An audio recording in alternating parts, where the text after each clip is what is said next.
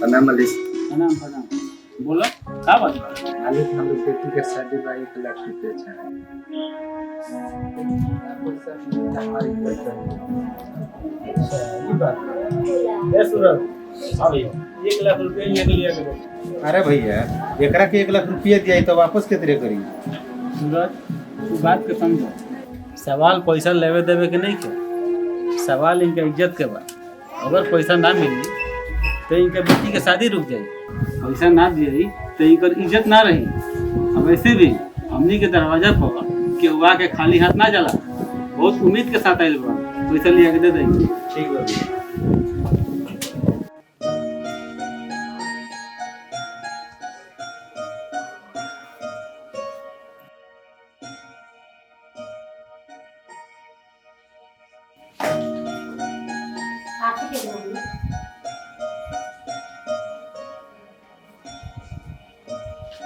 प्रणाम भाभी। राधा राधा ठीक है ले।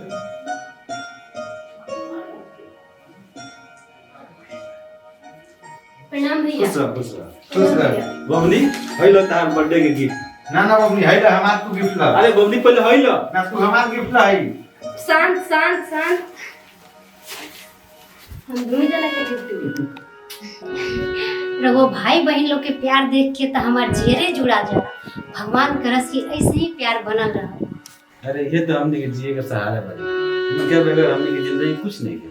सही कहा तेरा भैया, जब तक इन नजर के सामने ना रहली हमनी के मन ना लगे। बस भैया अब रोइबा लुका। अरे पगली बबनी के बर्थडे के तैयारी हम कर देले बानी। अब चली लोग केक काटल जाओ। चलो भैया चलो चलिए।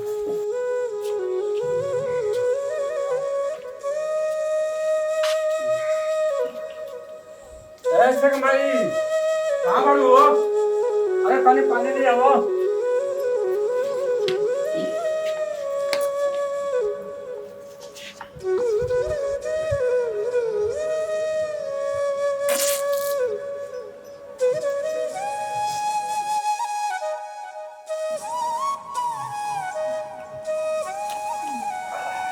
अरे सावित्री, अरे अच्छा कहाँ बा हो?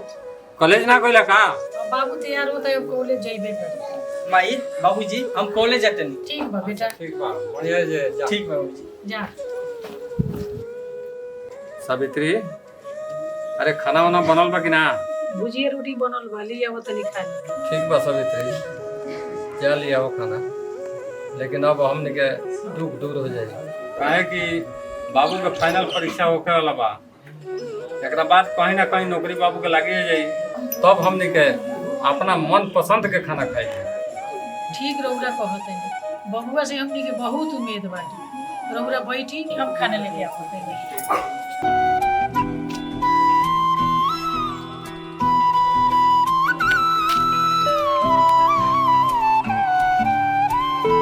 तार तबियत कैसन बा? ठीक बा मतलब। तू अपन ख्याल रख कर। तू 2 दिन कॉलेज ना आइलुआ, हमरा ऊपर का बीतल बा ई हम ही जानते नहीं। 2 दिन ना आई है तो इतना बेचैनी। अगर हमेशा खातिर ना आई तो आज कह देलू तो कह देलू, आज के बाद कहो मत कहिया। तू नहीं कुछ जाना, तारा बिना हमार जिंदगी के कोनो मतलब नहीं खे। जहिया तू हमार जिंदगी से चल जेबू उ दिन हमार जिंदगी के आखिरी दिन होई। कितना प्यार करेला हमसे। जब साथे जिए मरे के वादा कइले बानी तो साथे जियब और साथे मर।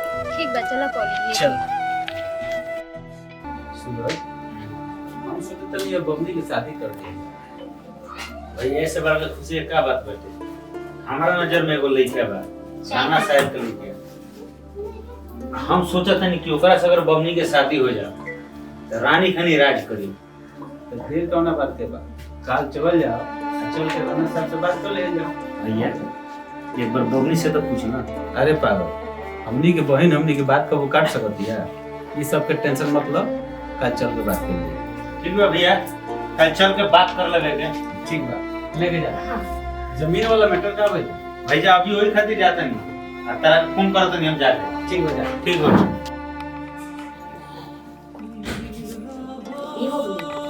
बहुत खुशी के बात बाटे। अरे बबनी खुशी के बात ई बा कि राउर भैया राउर शादी राणा साहब के लड़का से तय करे जाता नहीं। अरे बबनी उजा रउआ राजकुरी महाराज बहुत बड़ा खानदान के रहल हो। अरे बबनी बहुत जल्दी राउर हाथ पीला होके आला बाटे।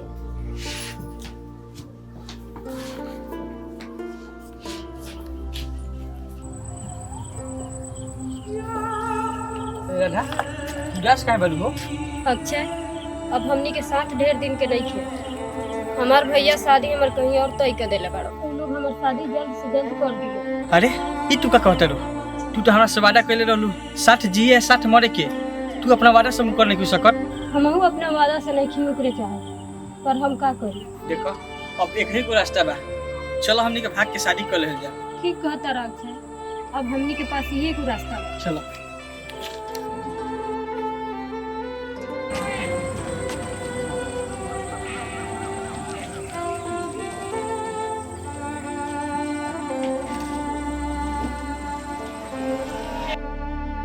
जाते नहीं भैया, जौन भी सारे हमरा बहन के भगैले हो उस सारे के जिंदा गाड़ देबो। ना छोटे, गलती खाली वो लड़का में ना, हमनी के बहन में भी बा। आज तक हमनी खानदान में ऐसा ना बता। ठीक बा भैया, तो उहो ना बची, ओकरो के गोली मार दे। ना छोटे, जब वो हमनी के दलील लांग दलस तो हमनी के नजर में वो मर चुकल बिया। हम मरल के मारल हमनी के परंपरा के खिलाफ बा। मिटा दलो और हर एक निशानी अपने घर से मिटा दलो। ई रउआ का कहत है? अरे गलती इंसानी से न होला। गलती इंसान से होला तो ओकर सजा भी होला। अपनी के बाबू का सपना सजौले रहे। बाबू अपनी के सारा इज्जत माटी में मिला दिया। चुप रह सावित्री, लागत हमने के परवरिश में कोनो कमी रह गई। यही के सजा हमने के रउरा ठीक हो तनी। हमनी के प्यार पर लड़की के प्यार भारी पड़ गई। वही से बाबू हमनी के छोड़ के चल गई। जाए तो सावित्री, ओकर 4 दिन के प्यार हमनी के वर्षों के प्यार भुला देलक। ई उ ना सोचलो कि ओकरा कइला के बाद हमनी बता दे।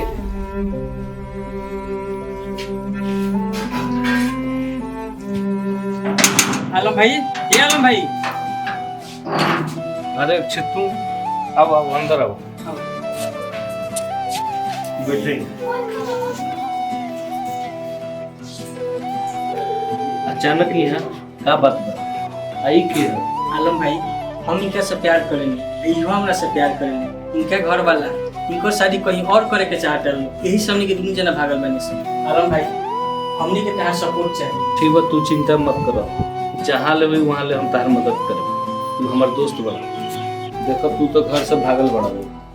हम चाहते हैं कोर्ट मैरिज कर लो।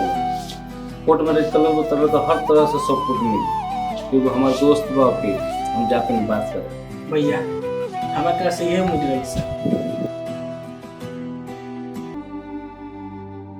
ए जी चली कुछ खा ले। कबले बबनी के याद में उदास रहे। का करी रही गुस्सा में आके तो ओकरा के बहुत अनाप शनाप बोल रही। लेकिन हकीकत तो यही बा कि हम ओकरा के भुला नहीं पाओ। बहुत प्यार करनी दोस्त। का करी कुछ समझ में नहीं आओ। कुछ समझ में नहीं आओ। खाना पीना छोड़ला से तबीयत खराब हो जाए। अब जीत मत करी, चली खा ली कुछ। हम कैसे खाली रहेंगे? न जाने वो खाना खैले हुई कि न जाने कौना हाल में हुई। हम कैसे खाना खा ली? अच्छा, हाँ बोला। हमरा अजीब सा लागता, कुछ अच्छा नहीं खेला।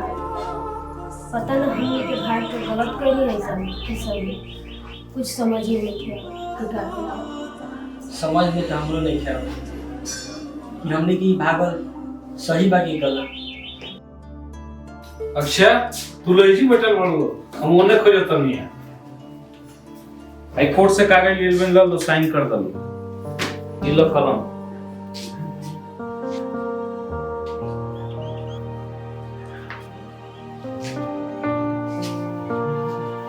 सोचत का बड़ा साइन करा।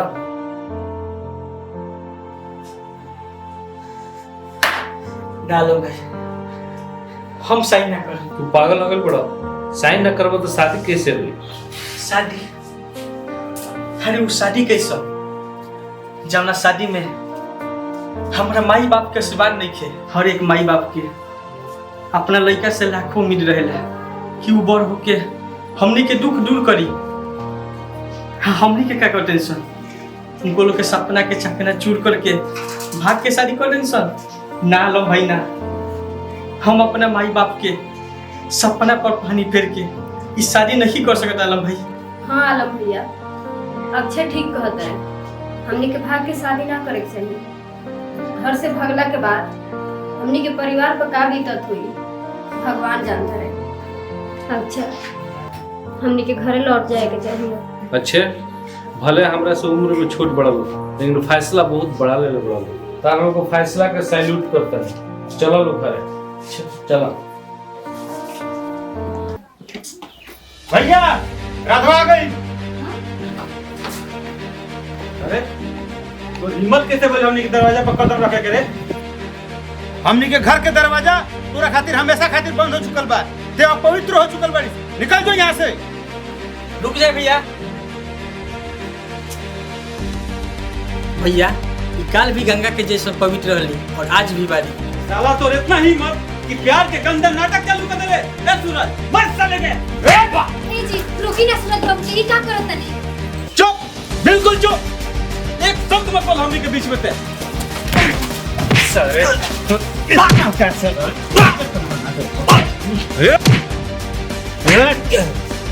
भैया रुक जाए भैया, हकीकत तुम बताओ।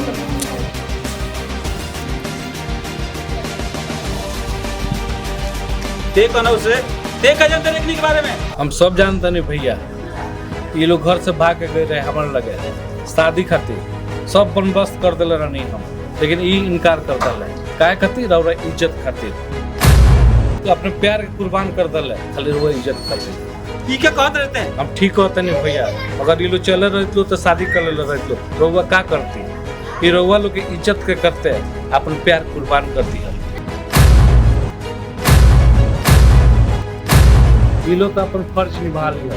रउआ लोग का करे के बाद रउआ लोग सोची। चलो अच्छे रुक, ऐसे कैसे चल जी बसन? भैया ये दोनों सन के सजा दो। ठीक कहते हैं। ये जब अपन प्यार हमनी खातिर कुर्बान कर सकता है सन, तो हमनियो कुछ फर्ज बनता। एकनी का सजा ई बा कि ई जीवन भर एक दूसरे के साथ रहिए।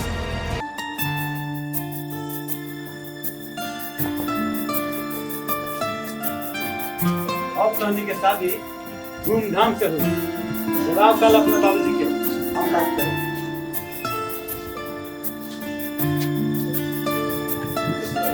ठीक है भैया, कल अपने बाबूजी को बुला के।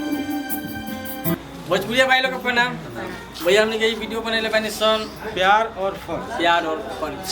इनमें कोनो गलती हो गई लोग तो रोगो माफ करे, और सही होके तो एकरा के ज़्यादा से ज़्यादा शेयर करी। देखी ये वीडियो बनौनी है असल की आजकल बहुत लड़का लड़की भागत है जी, लेकिन भागल ठीक नहीं के। हर माँ बाप के एगो सपना होला एगो लड़का के प्रति, हर माँ बाप का सपना होला एगो लड़की के प्रति। तो वो लोग के दिल के ना तोड़ के अगर प्यार से शादी होता तो जीवन भर खुशी रहेला। अब भाग के शादी कैले पर हमेशा रोए के पड़ेला, कष्ट में रहेला, प्रॉब्लम होला, रोए के पड़ेला। भाग के शादी कोई कामयाब ना होला। ऐसे अपना माई बाप के आशीर्वाद से शादी करी और जिंदगी के स्वर्ग बनाई। भाग के शादी करके जिंदगी के नर्क ना बनाई। ये हमारा कहे के बाद। और वीडियो अच्छा लगे तो वीडियो के शेयर करी, सब्सक्राइब करी हमने के चैनल के, और कमेंट में बताएं कि वीडियो कैसा मिल बा। नमस्कार, प्रणाम, लव यू।